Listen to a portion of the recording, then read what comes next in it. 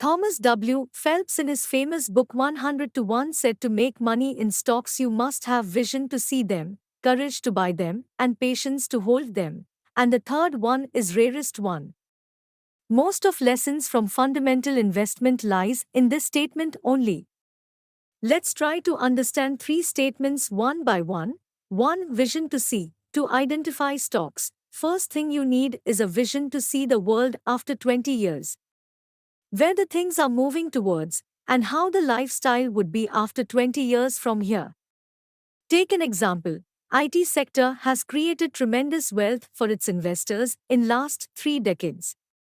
You must have listened stories of how much you have made 1 lakh today if you would have invested in Wipro or Infosys 20 to 30 years back. So, if we could have seen in 90s that after 20 years, everyone would be using computer and software are going to make our life easy, we could have created a good wealth. So now, can you see where the world is moving towards, and things are changing? What could be the product or services that are in initial phase and probably a part of our lifestyle after 20 years? So, you can identify best sectors and stocks for next 20 years. 2. Courage to buy. Not everyone can take risk. Most of people opt for safer investment of minimum risk investment when it comes to investment. But have you an idea how much potential loss they are making by not taking risk? I remember a good quote on risk by famous economist Robert Kiyosaki. The biggest risk a person can take is to do nothing. But most of people don't want to leave their comfort zone.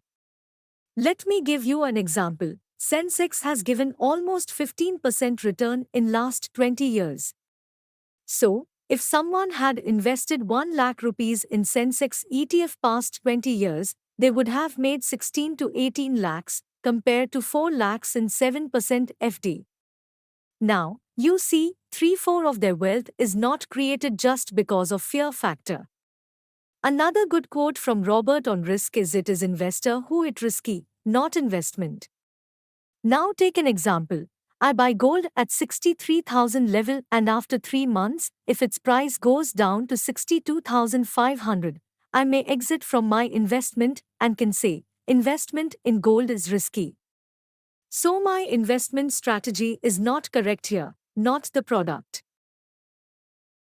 3. Patience to hold. This one is rarest after the investment. Fear of losing their money still remains in amateur investors. They are always ready to exit from their investment on a small news, like any international tension, bad economy data, or company-specific news like bad quarterly results. They don't go an extra mile to investigate how big is the impact of this news on long term and always ready to press exit button. Now take an example of COVID-19 period. Indian leading index Nifty 50 fall to 7.6k from 12k level. Stocks were almost 50 to 90% down in just a small time period of 3 months. There were panic everywhere. But what happened after that? Markets started recovering very soon. We witnessed V-shaped recovery in market, and market fully recovered in just 8 months. So, whoever sold their investment at bottom level lost huge money, but investors who stay invested made huge wealth. After 4 years, market is almost double from previous high, and most of stocks are also up to 4 times from their previous high. So, what we learned? COVID-19 is probably the worst event in century. When market recovered from it in just 8 months, what else can stop it from giving good return in long term? If we are entering to market, we must have this skill to get good return from it. Another reason people make money in property and gold but not in stocks is they have their sentiments attached to property and gold but not with the stocks.